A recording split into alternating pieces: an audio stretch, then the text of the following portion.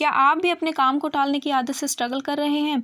अगर हाँ, तो ये वीडियो आपके लिए ही है। Hi friends, welcome back to my channel. मैं हूं निशा वत्स और आज मैं आपको ईट दैट फ्रॉग की समरी बताने वाली हूं, जिसे ब्रायन ट्रेसी ने लिखा है।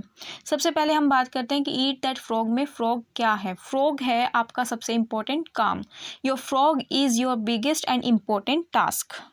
ब्रायन ट्रेसी कहते हैं कि प्रोक्रेस्टिनेशन और मोटिवेशन की कमी का मेन रीज़न होता है कन्फ्यूज़न कि आपको क्या अचीव करना है, इसलिए आपको क्या करना है, इसकी क्लैरिटी होना बहुत ज़रूरी है। आपको सबसे पहले पता होना चाहिए कि आपको सबसे पहले क्या करना है।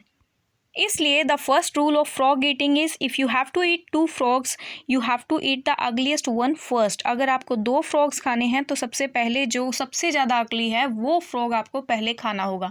इसका मतलब ये है कि जो अगर आपको 2 काम करने हैं तो उनमें से जो डिफ़िकल्ट टास्क होगा, सबसे ज़्यादा डिफ़िकल्ट होगा, उसे पहले करना होगा। कुछ लोग अपनी लाइफ में गोल्स तो बना लेते हैं लेकिन उन्हें अचीव कैसे करना है उसकी क्लैरिटी उन्हें नहीं होती है। फॉर एग्जांपल, अगर आप अपना गोल बनाते हैं गुड हेल्थ, तो ये जो गोल है वो आपका स्पेसिफिक नहीं है, लेकिन अगर आप अपने लिए इस गोल को अचीव करने के लिए टास्क डिसाइड कर लेते हैं, जैसे कि आपको हेल्दी फूड खाना होगा, एक्सरसाइज करनी होगी और अच्छी नींद लेनी होगी, तो ये सभी चीज़ें स्पेसिफिक हैं, तो ये सब आपकी लिस्ट में होना चाहिए। इसका मतलब ये है कि आपको अपने गोल्स को अचीव करने के लिए सबसे पहले स्पेसिफिक होना होगा।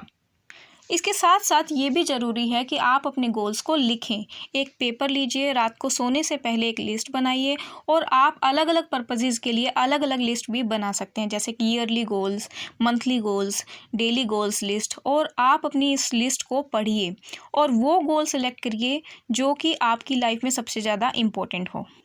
उस गोल को सिलेक्ट करने के बाद आपको वो काम उसी टाइम शुरू करना है। इसे आप अपने एक टेस्ट की तरह भी ले सकते हैं। पहले इजी टास्क को करने के टेम्पटेशन से आप बचिए और उसके बाद एक काउंटडाउन को आप शुरू कर सकते हैं, जैसे कि 5 4 3 2 1 गो।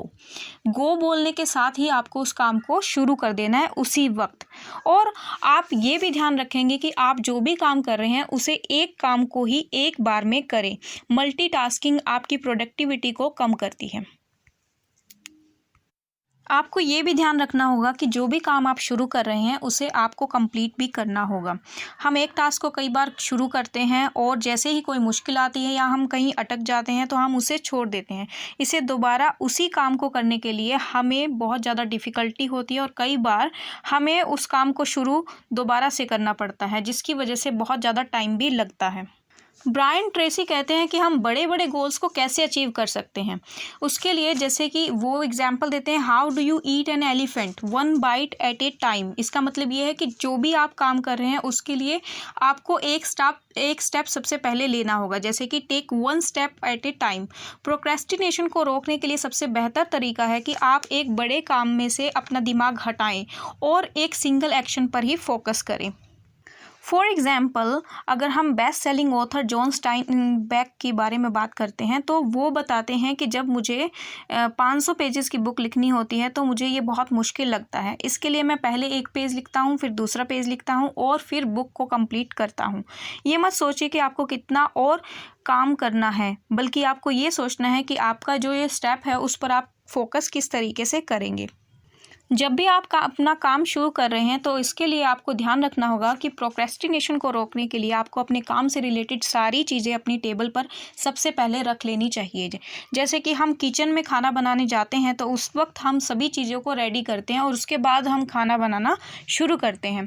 तो काम शुरू करने से पहले ही आप अपनी टेबल पर बस उसी काम से रिलेटेड सारी चीज़ों को रखिए और वो सभी चीज़ें जो आपका ध्यान भटकाती हैं उन सभी चीज़ों को हटा देना चाहिए, जैसे कि ईमेल हो गया, टेक्स्ट हो गया, फ़ोन कॉल्स होगी या और भी कई डिस्ट्रैक्शन जो कि आपको काम करने नहीं देती हैं, उन सभी चीज़ों को आप हटा दें।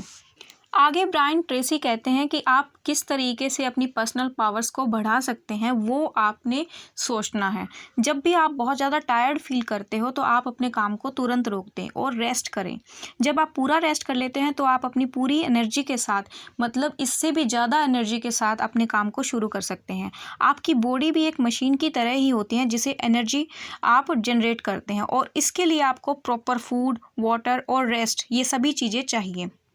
प्रोडक्शन को बढ़ाने के लिए टाइम मैनेजमेंट के साथ साथ एनर्जी मैनेजमेंट भी बहुत ज़रूरी है। जितने आप टायर्ड होंगे आपके काम की क्वालिटी भी उतनी ही कम होगी। अगर आप थके हुए हैं तो आपको एनर्जी की ज़रूरत होगी, तो इसलिए आपको अपने अंदर एनर्जी और इंथुजियाज़म के लिए आपको रेस्ट करना बहुत ज़रूरी होता है।